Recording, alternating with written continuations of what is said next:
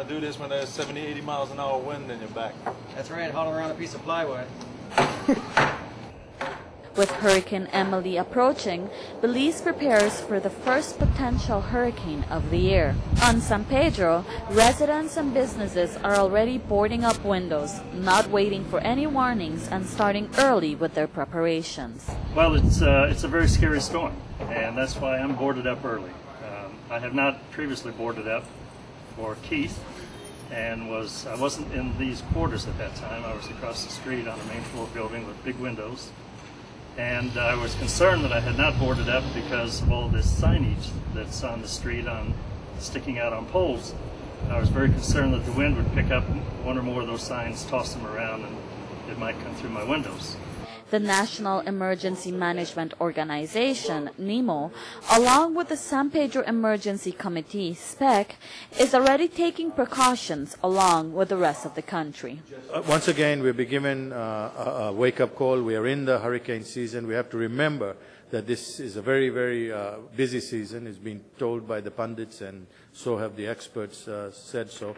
So I think the San Pedro residents must start to take stock of their plans, what they're going to do, where everything is located, how they're going to get there, and they must also be thinking very seriously about evacuating to the mainland, because if your home cannot take it, we do not have the shelter system here to take care of you. So it is very, very important that you start figuring out where you're going to be going to, where you're going to evacuate to. If the government will provide shelters on the mainland, and that will happen during the official evacuation of the island. There will be buses to meet them at Belize City and so forth and take them to various shelters. Deputy Prime Minister Godfrey Smith visited San Pedro town to get informed on the hurricane preparedness steps being taken by NEMO and SPEC and to render assistance. The objective is basically to meet with the Emergency Management Organization here.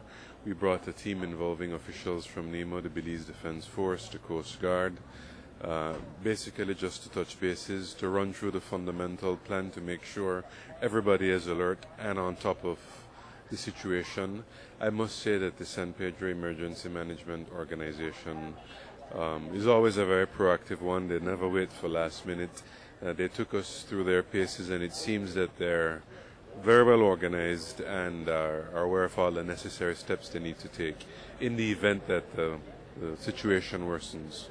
As NEMO and other entities prepare for the coming season, a key component in hurricane preparedness is communication, a vital role that media houses are taking very seriously.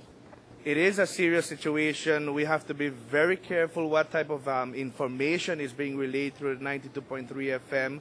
And we want to assure the general public that our bulletins will be coming as we receive them from the San Pedro Emergency Committee, official information only.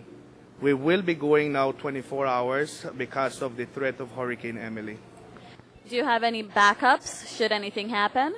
Yes, we do have a backup generator and a much smaller antenna that we can use in case ours go down. As Hurricane Emily approaches, all eyes remain on the Caribbean Sea and the skies, proving once more that 2005 will be a very active hurricane season. From San Pedro for the San Pedro Sun, I am Kani Manuel, News Channel 7.